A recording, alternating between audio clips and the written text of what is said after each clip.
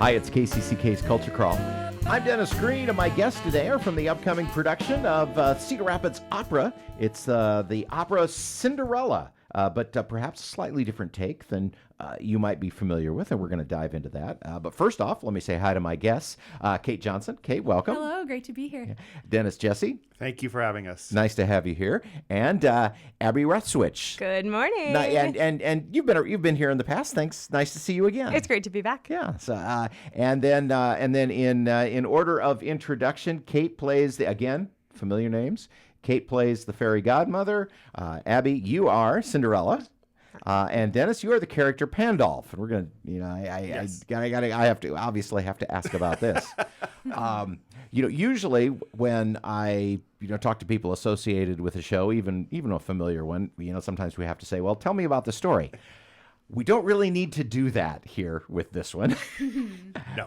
I think we all know, but it is interesting that this is sung in English, but this is the French version of this story.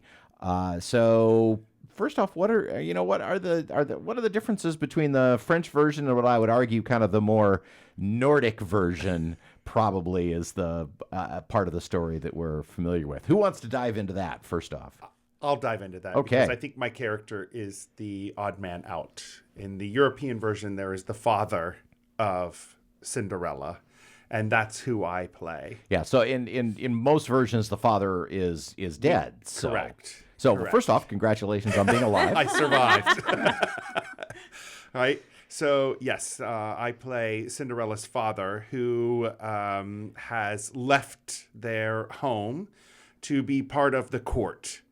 And he has remarried to what ends up being the stepsisters in the story that we know, the ugly stepsisters.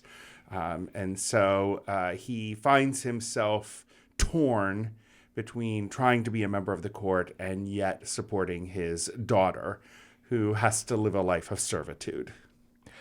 And even though his daughter, he's right there, he still is somewhat powerless to help her out. He marries into money. Yes. Like you do. Right. And Abby, you, as I said, you've been on the show before because you, although you have, in the past, toured and sang all over, you grew up in our neck of the woods and you live right here in Cedar Rapids. Yes, I grew up in Iowa City, and about 2 years ago, I relocated here to Cedar Rapids. This is the first time I have gotten to sleep in my own bed and do rehearsals and get to perform for my community. So it's a really special thing. My nieces are going to come and dress up as Cinderella and get to see me there.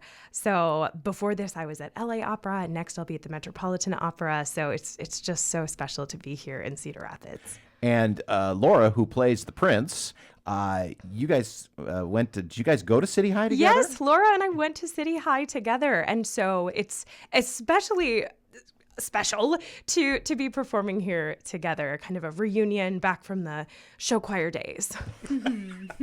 But that also is the other notable thing, or one of the notable things about this show is the role of the prince is sung by a woman.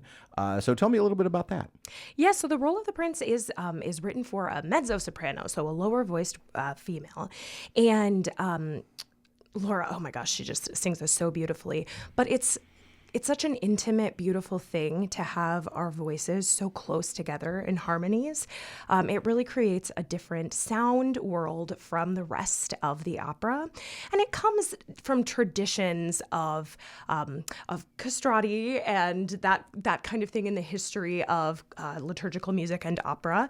But it's quite common for many operas to have younger male roles sung by mezzo-sopranos. Does it change how you mentioned the voice blend is very fun?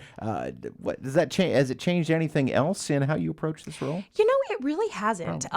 Laura actually she plays men in operas quite frequently, and actually literally the last show we did together, she played a boy in that show. So she is just so fabulous at putting on that there's different ways that you hold your body, just different stances. But otherwise it really doesn't change anything for me. Yeah. Kate, is this your first time in Iowa? No, my mom is actually from Des Moines. Oh, so okay. I was definitely a second home to me. I'm originally from Omaha, Nebraska, but lots of summers and holidays. But it's my first time in Cedar Rapids and here with Cedar Rapids Opera, so it's wonderful to be here. Tell me a little bit about the role of the fairy godmother. Oh, it is so fun. There's but yeah. Fair warning, there's no bibbity bobbity boo. Well, yeah, but in a matter of speaking, my role, it has very fun kind of coloratura notes. It's very high in pitch-wise, so it's sort of ethereal, and I'm typically on stage with fairy spirits around me, and so we all have finger lights, and I think I have a crown, and it's wow. it's a very fun role. Any show where you get to wear a crown, that's got to be good. Yeah. Have you sung? Has any of you sung any of these roles before? No. New for everybody. It's all of our first time, but the music is gorgeous, really magical. And this is a large cast too. It is a very large cast, yes. Lots of young artists playing, smaller roles. It's lovely to see. And then a them. community chorus is, of course, yes. chosen from the community is involved too. Do you have any idea how big? Have you heard that number bandied about? I think it's around 50. Wow. And then we also have, obviously, Orchestra Iowa playing in the pit and so many members backstage making all the magic happen. Mm-hmm. And again, as we said, this is originally composed in French with Massenet, but it is going to be sung in English. But if you are like me, and every time you watch a show on TV, you turn on the closed captioning, we have the equivalent of closed captioning. It's been a really interesting process doing a show in a language that it wasn't originally written in. If you can imagine, like if you ever watch a show where they're dubbing, things don't quite line up. And so it's been a unique challenge to shift some of the text or to work against the beat of the music to make the emphasis of a syllable work. So we've really enjoyed that process. How does it work going from, in addition to what you said, how does it work going from French to English? Do you think the translation holds up? I do. I think it's I think we've made some changes to modernize what the translation was. And I think all of us have changed a few words along the way. But my colleagues here are too young. But I started out in this business when we sang almost everything in translation in English. And so it's sort of interesting for me that we're coming back to doing certain types of shows in a translation again. And you often don't think of bringing your kids to the opera.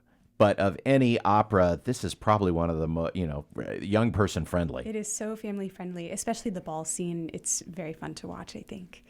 And lengthwise, it works out pretty well if you have youngsters too, right? Yeah, it's coming in somewhere between 2.5 and 3 hours, including the intermission. And so there's also a chance, if you're not quite sure and you want to bring a little one, there's always an opportunity at intermission. If if maybe it's time for bed. If you got to duck out, you got to duck out. Exactly.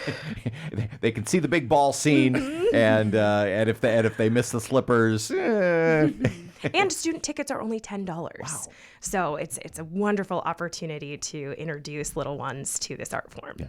Well, Abby, you, of course, are familiar with Cedar Rapids Opera from being here, growing up here and also being a part of it in the past. But Dennis and Kate, have you, as you came into the small opera company in Iowa, were you impressed with what you found when you got here?